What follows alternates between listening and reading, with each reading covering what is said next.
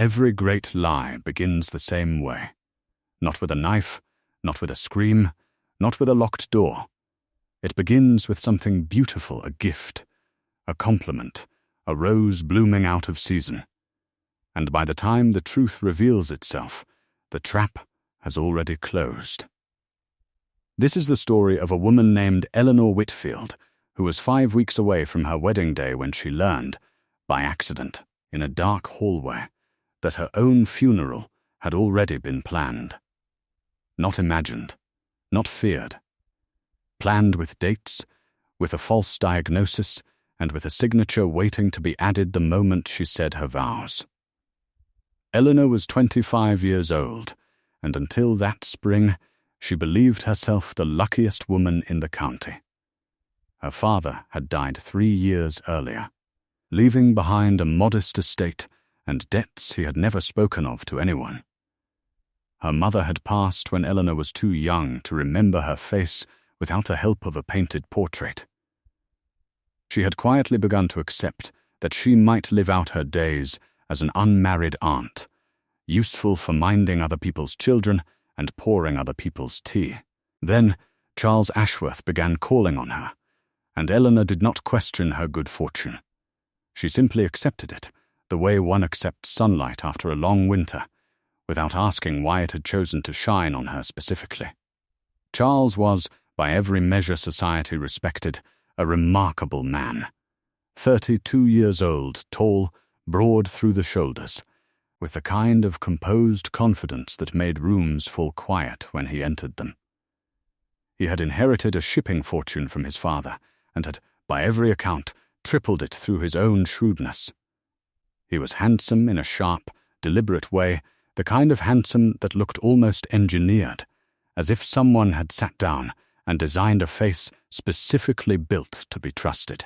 From the very first evening they were introduced at the Hargroves' dinner party, he looked at Eleanor as though she were the only interesting thing in the room, and Eleanor, starved for exactly that kind of attention, fell for him quickly, and fell hard. He was attentive in a way no one had ever been attentive to her. He remembered that she preferred her tea without sugar. He remembered that she hated the color yellow, because it reminded her of a dress she'd worn to her mother's funeral. He remembered, from a single passing comment, that she had once wished to see the gardens at Kew before she died, and 3 weeks later he arranged a private tour, just the two of them, on a Tuesday afternoon when the gardens were closed to the public. Standing among the orchids that day, Eleanor believed she had finally understood what it felt like to be chosen. He proposed in October, beneath an arbor of climbing roses at his own estate, Ashworth Manor roses that, impossibly, were still blooming despite the lateness of the season. She would only learn much later that Charles had ordered his gardener to rig heat lamps beneath the soil for 2 weeks beforehand, forcing the blooms open early. At the time, she thought it was magic. Later, she would understand it was simply the first lie, the first performance, the first carefully staged direction in a play she did not yet know she was starring in. The engagement was set for 6 months. Long enough, Charles said, for the banns to be read properly, for a modest trousseau to be prepared, for the staff at Ashworth Manor to ready the West Wing that would become her private rooms once they were married. At his insistence, Eleanor moved into the manor 2 months before the wedding, so that she could, in his words, begin to feel it was truly her home before the vows made it official.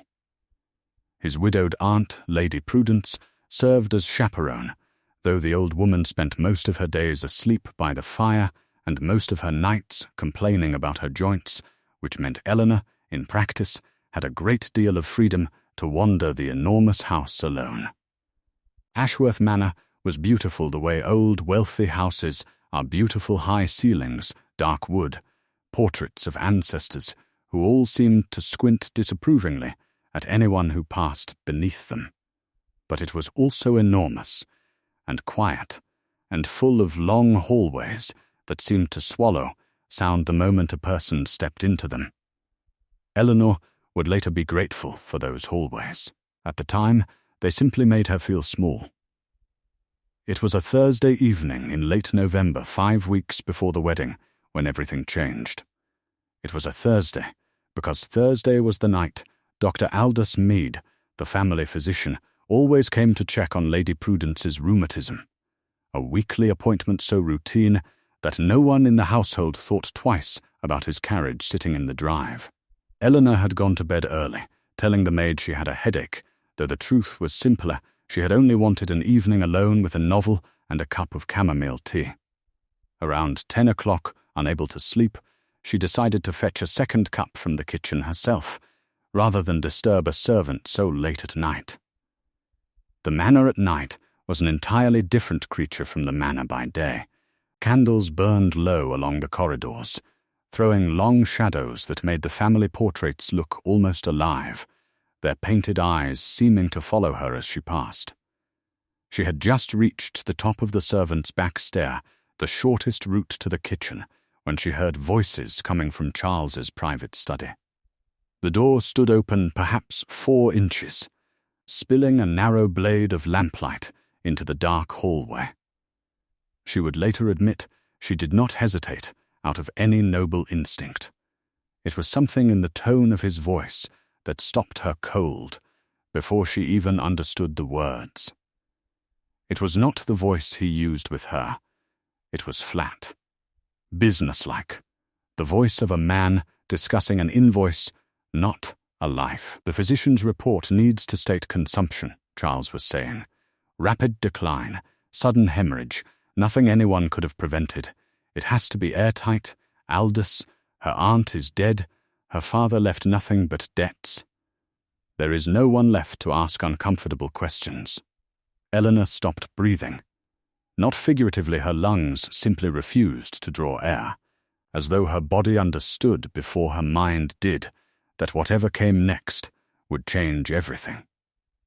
And the timeline came a second voice, Dr. Mead's, the same kindly, silver-haired physician who had listened to her heartbeat with such gentle professionalism only 2 weeks earlier. You're certain 6 weeks is sufficient? The wedding is in 5. If she dies before the vows, Charles, you inherit nothing. The Whitfield property reverts to a distant cousin in Yorkshire. You need the marriage completed first. I'm aware of the terms of her father's will better than you are, Charles snapped, an edge entering his voice now cold, impatient. The wedding proceeds as planned. She dies 6 weeks after, not a day sooner. Long enough that no one whispers about the timing. Short enough that I don't have to endure her company any longer than necessary. Hearing herself discussed like a shipment with an inconvenient delivery date did something to Eleanor that she would spend years trying to fully understand. It did not feel like grief would come later, in waves, at strange hours, for months. What she felt in that hallway was closer to the sensation of falling through ice, a cold so absolute it registered first as burning, before its true nature set in. Her estate is worth considerably more than you initially estimated, Doctor, Mead continued, and there came the unmistakable clink of a glass being set down brandy, perhaps the casual sound of 2 men conducting ordinary business. The mineral rights alone, on the northern acreage, I know precisely what it's worth. Charles cut in. I had it surveyed myself, quietly, before I ever called on her. That is rather the point, Aldous. Do try to keep up. Before I ever called on her. 5 words. And with them, every memory Eleanor had built over 7 months rearranged itself in an instant. The roses forced open in October cold. The private garden tour she'd mentioned only once in passing. The tea served exactly as she liked it. All of it collapsed, like furniture she had trusted turning out, on closer inspection, to be hollow. He had not fallen for her. He had researched her. Catalogued her preferences the way a merchant catalogues inventory, not because he cared what she liked, but because knowing it made the performance of caring more convincing. She did not remember deciding to move. She only remembered finding herself back in her own chamber, the door locked, her back pressed against it, sliding down to sit on the floor in the dark, her heart hammering so violently she was certain it could be heard through the walls. She sat like that for an hour, perhaps longer, replaying every conversation, every gift, every gentle touch of his hand, searching for the seams where the performance had shown through, and finding, to her horror, that she had simply never once thought to look for them. Eleanor understood, in that moment, that she did not have the luxury of falling apart. She could not run to the local magistrate. Charles Ashworth was, by then, one of the wealthiest and most respected men in the county. A man who sat on the very same magistrate's board that would have heard her complaint. She could not run to family, because she had none left. She could not simply flee the manor in the dead of night. She had no money of her own, no carriage, no destination, and a household full of servants whose loyalty, whether they realized it or not, belonged to Charles's coin, not to her safety. What she had was 5 weeks until the wedding, 11 weeks total until the date of her planned death, and a mind that, once the initial shock passed, began working with a clarity she did not know she possessed.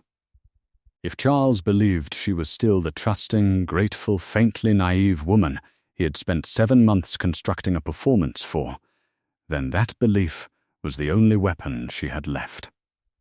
The next morning, Eleanor appeared at breakfast exactly as she always did. She asked Charles about his shipping correspondence. She laughed a touch too brightly, perhaps, but not so much that anyone would notice at one of Lady Prudence's complaints about her joints. She let Charles kiss her hand before he departed for a meeting in town, and she did not flinch, though every part of her wanted to recoil from his touch as though it might burn her. Her first task was information. She needed to understand exactly what she was facing, and guessing would not be enough. Carefully, she began making herself useful around the estate in ways that gave her access to places she'd normally have no reason to visit, offering to help catalogue the household accounts, claiming she wished to learn how to properly manage a great house before becoming its mistress. Charles, flattered by what he believed was her eagerness to please him, granted her access to the estate ledgers without a second thought. It was there, buried among invoices for coal and wages for the stable hands, that she found correspondence with Dr. Mead, going back nearly 8 months' letters, discussing her father's debts, the value of the Whitfield land, and the precise legal mechanism by which a husband inherits a wife's property upon her death, provided the marriage had been properly solemnized first. 8 months. Charles had begun planning this before he and Eleanor had ever been introduced at that dinner party. The invitation itself, she would later learn from the housekeeper, Mrs. Peabody, had been no coincidence at all. Charles had specifically requested it. Once his network of solicitors and land surveyors informed him that a Miss Eleanor Whitfield possessed a modest but mineral-rich estate, and no living relatives to complicate its inheritance. She did not confront him. It went against every instinct screaming inside her to simply scream the truth across the breakfast table and demand he explain himself, but she understood, with a coldness that frightened even her, that confrontation would accomplish nothing except moving up her own execution. A man capable of planning a murder with this much care would not simply confess and repent if confronted. He would adjust his plans. And a cornered predator, she knew, was infinitely more dangerous than a confident one who believed his prey suspected nothing. So she became an actress. She performed devotion. She performed excitement about the wedding. She asked Charles detailed questions about their future, where they might travel, what their children might be named, and watched him answer, with the same practiced warmth he'd shown from the beginning, understanding now that she was watching a performance mirror her own. 2 liars sitting across a breakfast table, each believing they had successfully deceived the other. By day she performed devotion. By night she built a case. She began keeping a small diary, hidden beneath a loose floorboard under her bed, recording every date, every overheard word, every suspicious detail she could gather. She learned the household's rhythms with the precision of a general studying enemy movements, which servants gossiped and which stayed silent. Which nights, Dr. Mead visited, and for how long, when Charles's nervous, weak-chinned solicitor, Miss Pruitt, came to the house, and what documents he carried. It was Mrs. Peabody, the housekeeper, who became Eleanor's first true ally, though it took weeks of careful, gentle conversation before trust formed on either side. Mrs. Peabody had served the Ashworth family for over 20 years, and she had, Eleanor would learn, harbored her own quiet suspicions about Charles for some time, ever since his first wife had died under circumstances the housekeeper described only as peculiar, 4 years before Eleanor had ever met him. His first wife, Miss Margaret, was a sweet thing, Mrs. Peabody said one afternoon in the linen room, not looking up from the sheet in her hands. Consumption took her, they said. Very sudden. She was only married to him 14 months. 14 months. Eleanor did the arithmetic instantly, her hands going still over the linen. If the pattern held, if Charles Ashworth had done this before, and gotten away with it clean enough that no one had ever raised a formal question then, this was not a singular monster driven to a singular act of desperation. This was a method, a system, a man who had built an entire quiet business model around marrying vulnerable, propertied women, and disposing of them once their assets had safely transferred into his hands. The discovery changed everything about Eleanor's strategy. She was no longer merely trying to save her own life. She might be the only person alive who could stop him from doing this again to some other trusting woman, some other orphan with land and no family to ask uncomfortable questions. Carefully, she began building her evidence into something that could withstand real scrutiny, not merely from a magistrate sympathetic to a wealthy man like Charles, but from a full court of law. Mrs. Peabody helped her locate the parish records from Margaret Ashworth's death, and together they discovered, with a chill that never quite left either of them, that the very same Dr. Aldous Mead had signed her death certificate as well, citing the same diagnosis of consumption, the same sudden hemorrhage, the same tragic but entirely unremarkable end. Eleanor needed more than suspicion. She needed proof, and a way to obtain it without alerting Charles before she was ready to act. This is where Mr. Pruitt, the nervous solicitor, became unexpectedly useful, though he would never know the role he played in his own client's downfall. Through careful questioning disguised as innocent curiosity about their future together, Eleanor learned that Charles had recently drawn up a new will that would take effect the moment they were legally married, ensuring that in the event of her death, her entire estate, including the mineral-rich northern acreage, would pass directly and irrevocably to him. She asked, as sweetly as she could manage, whether she might see the document framing it as bridal curiosity about their shared future. Charles, confident in his own performance, and perhaps genuinely unable to imagine that the naive girl he had so carefully cultivated might be capable of suspicion, allowed her to review it in his study one evening, his arm around her shoulders, as though they were reviewing something romantic rather than her own death warrant. She memorized every clause she could. She noted the date, and she noted, most importantly, a small provision buried in the legal language confirming, in writing, drafted by his own solicitor, that Charles had structured his entire fortune around the assumption of her death occurring after the vows, and not before. 3 weeks before the wedding, Eleanor made the most difficult decision of her life. She could not do this alone, and more importantly, simply escaping was not enough. If she fled the manor in the night, with nothing but her diary and her suspicions, Charles would deny everything, discredit her as a hysterical, jilted woman, and quietly move on to his next victim. She needed him caught, not evaded. She needed justice, not merely survival. She wrote the most careful, precise letter of her life to her late father's oldest friend, Judge Harlan Coates, a man who had known her since childhood, and who had, months earlier, gently warned her that he found the speed of Charles's courtship somewhat unusual for a man of his standing. She had dismissed the warning then as overprotective concern. Now she needed him to believe her completely. She did not send the letter through the household post, which she now understood Charles almost certainly monitored. Instead, she gave it to Mrs. Peabody's nephew, a young stable hand named Thomas, who delivered feed to a neighboring farm twice a week and agreed, for a small sum, to post it from the village 3 miles distant, far from any eyes that might report back to Charles. Judge Coates responded within 4 days, his reply arriving hidden inside a delivery of oats.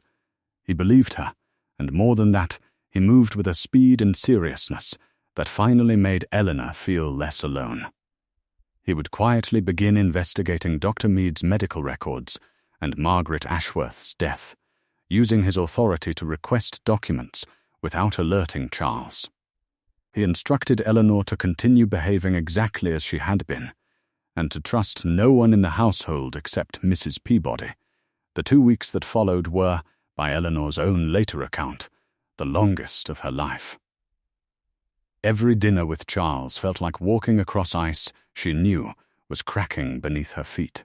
There were nights the terror became so overwhelming she genuinely considered abandoning the entire plan and simply running. What kept her steady, she would later say, was the memory of Margaret Ashworth, a woman she had never met, whose portrait she found one afternoon in a disused parlor, painted eyes gentle and unsuspecting, exactly as Eleanor's own must have looked to Charles when he first began researching her life.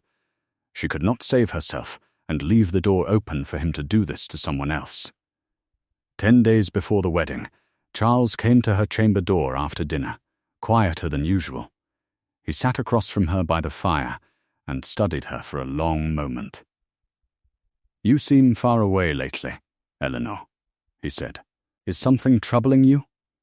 Her heart slammed against her ribs, the sudden certainty that he knew, that somehow he had discovered her letters or noticed the way she'd begun watching him differently.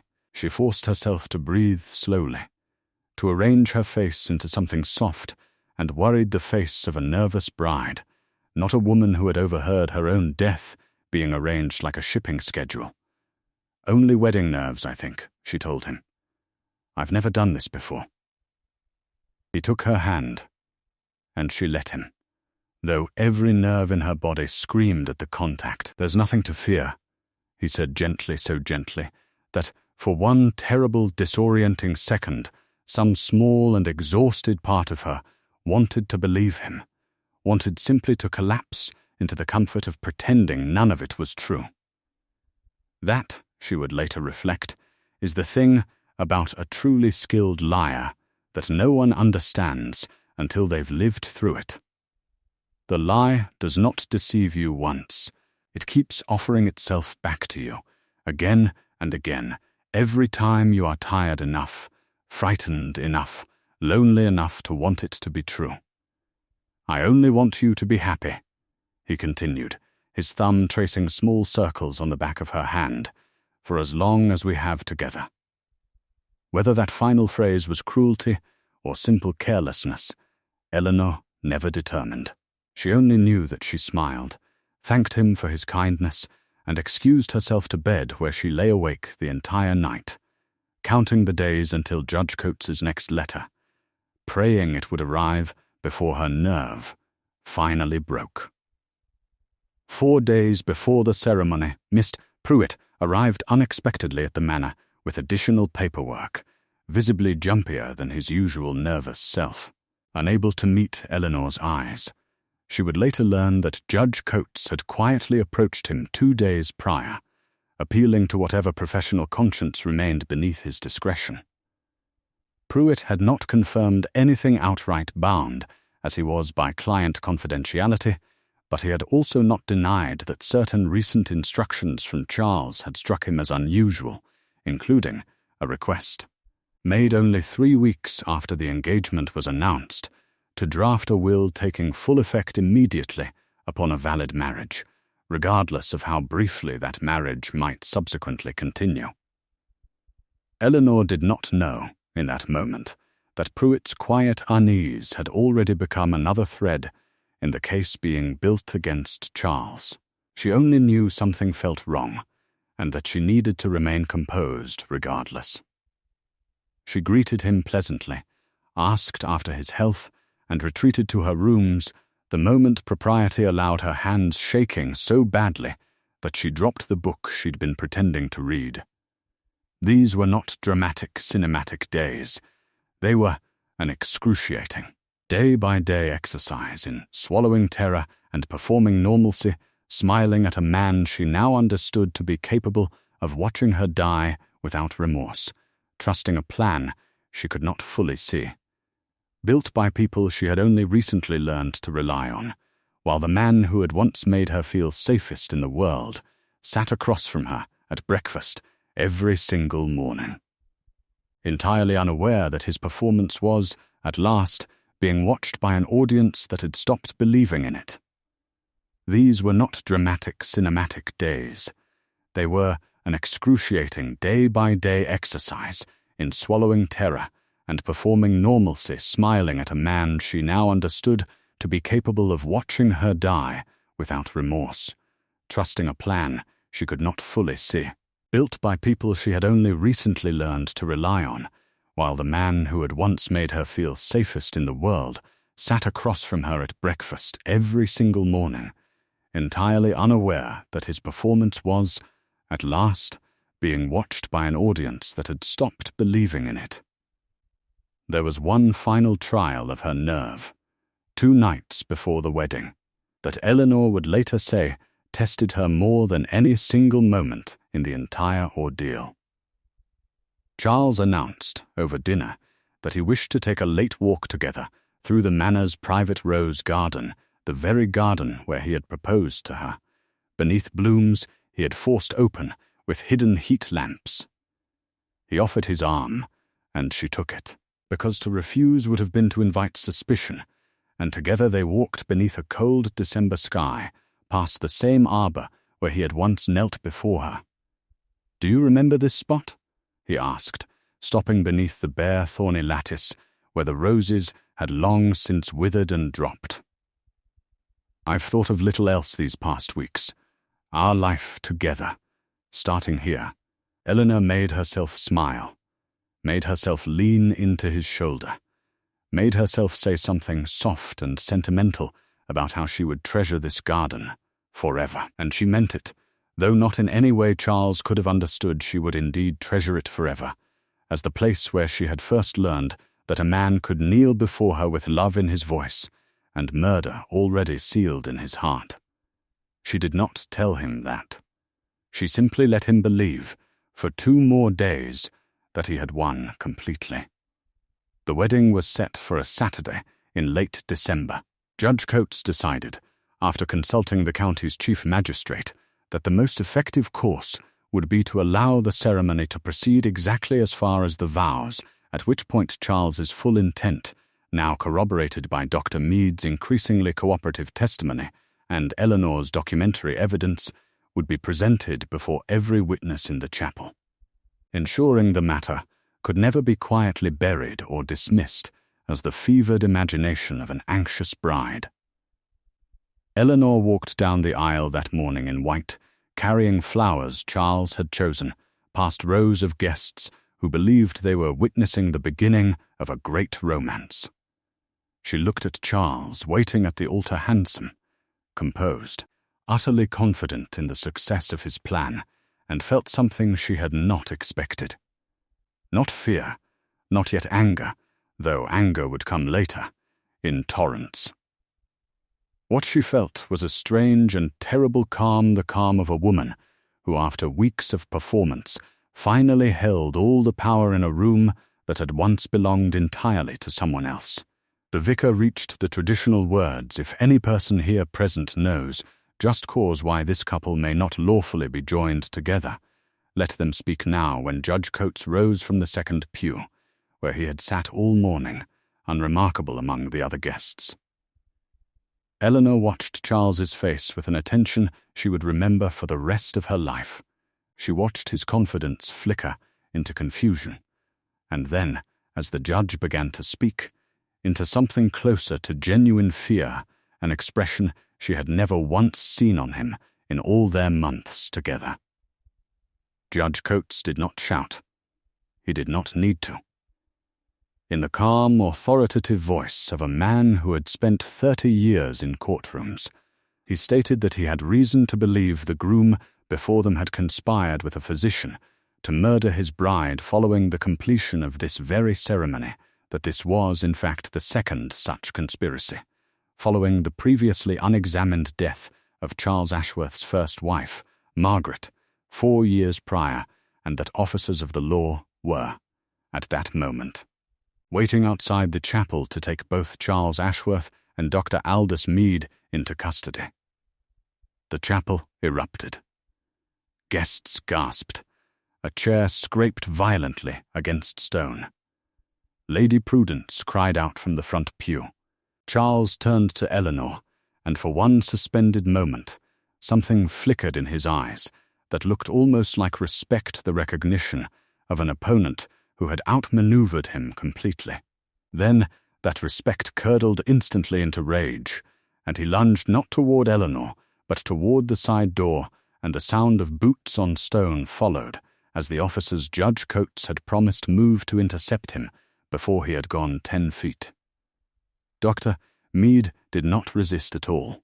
He simply sat down heavily in the front pew, put his face in his hands, and began, quietly, to confess everything to anyone who would listen, having apparently decided, somewhere in the preceding weeks, that his own survival depended on cooperation rather than loyalty to a man who had never truly valued him as anything more than a useful instrument. What Eleanor rarely spoke of afterward were the smaller, harder moments that came before that final scene moments the triumphant version of the story tends to skip past.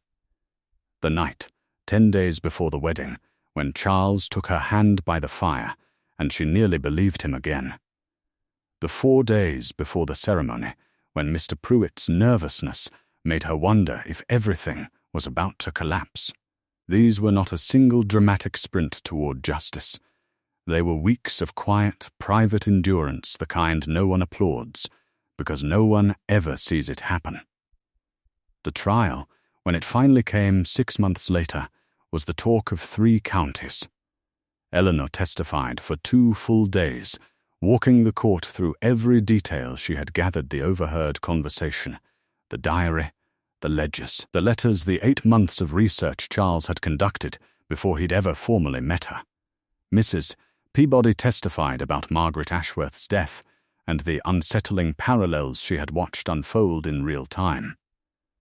Dr. Mead, in exchange for a somewhat reduced sentence, provided detailed testimony about the full extent of the conspiracy, including the revelation that Charles had, in fact, been quietly investigating a third potential victim, a young widow in a neighboring county, even in the weeks leading up to his own wedding. The courtroom, packed to its very doors for the length of the proceedings, heard testimony that grew steadily darker as the days wore on.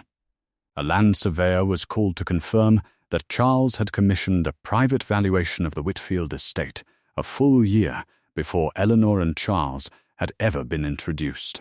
A former housemaid from the Ashworth household, dismissed years earlier under circumstances she had never fully understood at the time, came forward to describe strange instructions Margaret Ashworth had once given her instructions to save and hide any letters her husband did not know she had written, in case anything should happen. The maid had thought little of it at the time. She wept openly on the stand, admitting she had never once suspected the true reason behind her former mistress's quiet caution. Charles Ashworth was convicted on charges of conspiracy to commit murder, along with charges stemming from a full re-examination of his first wife's death, which the court ultimately determined had indeed resulted from poison administered gradually over several months, disguised by Dr. Mead's false diagnosis. He was sentenced to transportation for life, removed permanently from English soil, and from any further opportunity to charm, deceive, or endanger a woman foolish enough to believe his attention meant she had been chosen, rather than simply selected. Outside the chapel, as officers finally took hold of him, his fine wedding coat torn at the shoulder from the brief struggle, Charles shouted Eleanor's name, wants not an apology, not an explanation, but her name, spoken with a kind of furious disbelief, as though the true injustice of the whole affair was not the murder he had planned, but the fact that she had been clever enough to prevent it. Eleanor did not follow him out. She remained standing at the altar, still in her wedding dress, flowers still in hand, while the guests around her slowly transformed from a wedding party into witnesses at a public reckoning. Lady Prudence fainted genuinely. This time. Several guests fled the chapel entirely. Others lingered, drawn by the same terrible curiosity that draws anyone toward a catastrophe they've narrowly avoided being part of. It was Mrs. Peabody who reached her first, pushing through the stunned crowd to take her hands. "You did it," she whispered, so quietly only Eleanor heard. "You clever, brave girl. You did it." Eleanor sank against her, the flowers falling and scattering across the stone floor, and finally allowed herself, after weeks of forcing composure through sheer will, to shake and to weep and to feel the full weight of everything she had carried alone in silence. The weeks following the chapel were, in their own way, nearly as difficult as the weeks that preceded it, statement after statement to investigators, every detail relived again and again. There were moments Eleanor felt a strange and unwarranted guilt, as though her own capacity for deception, however necessary for survival, made her somehow complicit in something. Every investigator who heard the full account assured her, again and again, that there was no version of events in which a woman protecting her own life from a calculated murder plot bore any responsibility for the lies she told in order to survive it. She did not marry again for many years, not out of bitterness, but because she needed first to rebuild an understanding of herself that did not depend on being chosen by anyone at all. With what remained of her father's estate protected now by the very land Charles had so carefully calculated the value of, she established a small charitable trust dedicated to assisting women in precarious financial circumstances, particularly orphaned women without family, to advocate for them. The exact circumstances that had made her, in Charles's cold calculation, an ideal and undefended target. Mrs. Peabody remained a dear friend until her death many years later. Judge Coates became something like a second father to Eleanor, and she never forgot that his willingness to believe a frightened young woman over the reputation of a wealthy, respected man was, in its own quiet way, as heroic as anything in this entire story. 7 years later, Eleanor married again a quiet, unremarkable man named Thomas Whitby, a physician himself, though nothing at all like Dr. Mead. He knew her full story before he ever proposed, because she made certain of it, unwilling ever again to build a relationship on anything less than complete honesty. He did not court her with roses forced open before their season, or gardens closed specially for her benefit, or careful research into her preferences designed to manufacture the appearance of devotion. He simply showed up, consistently and honestly, for over a year, before Eleanor ever allowed herself to believe that what he offered was real. She also thought often, in later years, of the young widow in the neighboring county, the third potential victim, Dr. Mead had revealed during his testimony, a woman named Sarah Fenwick, whom Charles had begun quietly investigating even as he stood at the altar making his vows. Once the trial concluded, Eleanor wrote to her directly, though they had never met, not to frighten her, but to arm her, the same way Eleanor wished someone had armed her 8 months before the roses, before the garden tour, before she ever believed that being chosen and being studied could look so identical from the inside. Sarah Fenwick wrote back within the month, a short letter thanking Eleanor for a warning she would never fully understand how close she had come to needing. The two women never met in person and never became close correspondents, but Eleanor kept that single letter for the rest of her life, tucked inside the same small diary she had once hidden beneath a loose floorboard, a reminder that the truth, once spoken aloud in a courtroom, had rippled outward to protect a woman who would otherwise never have known she stood in danger at all. In the years that followed, Eleanor's charitable trust grew beyond anything she had initially imagined.